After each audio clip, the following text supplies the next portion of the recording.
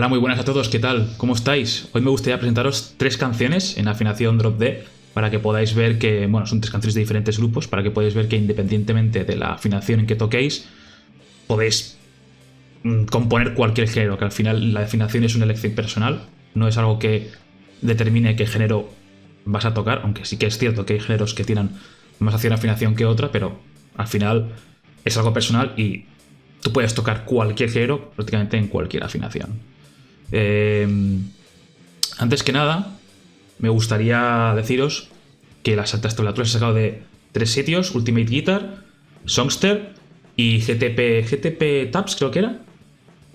Podéis consultar ahí para buscar vuestras tablaturas si vosotros queréis tocar también las canciones o grabar o lo que sea.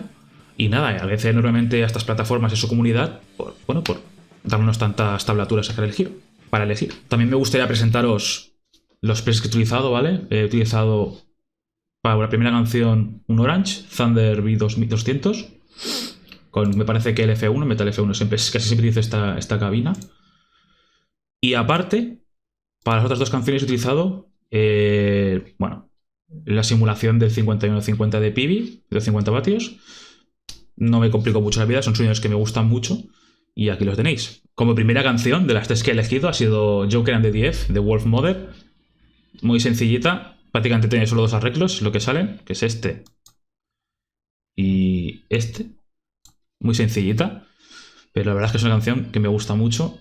Yo la he tocado con un poco de fuzz aquí y la verdad es que me lo he pasado genial tocando esta canción.